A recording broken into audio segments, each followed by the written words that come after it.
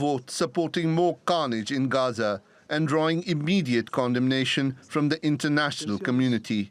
The US veto in the UN Security Council was not unexpected, but the cries of outrage are now growing louder. One of the strongest statements came from President Recep Tayyip Erdogan.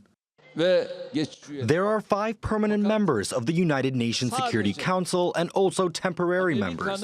We have just seen the U.S. use its veto to stop a resolution calling for a ceasefire. How is this justice? Is this a just world?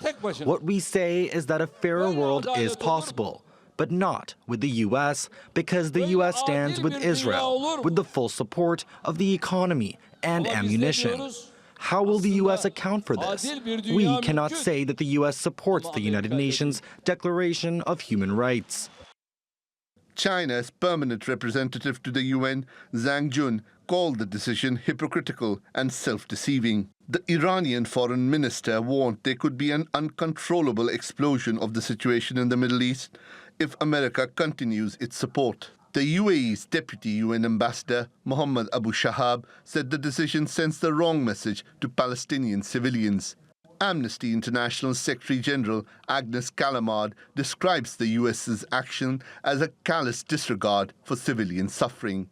Doctors Without Borders said the US now stands alone in casting its vote against humanity.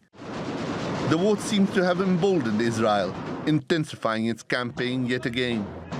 The focus is now on southern Gaza, where Hamas is not as entrenched as the north. But it was sanctuary to tens of thousands of civilians who fled there to escape the incessant bombardment.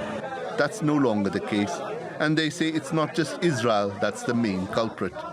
The US is the one sending weaponry, and warships have been surrounding Gaza for 20 years. The arms and rockets have been manufactured in America, in Western countries, as they support Israel to kill the youth, children, women and the elderly.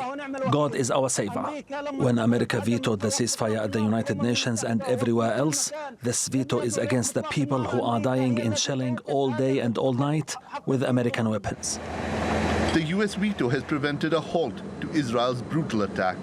But the cries for a ceasefire are now growing stronger as the evidence of genocide mounts against Israel. Shoaib Hasan, TRT World.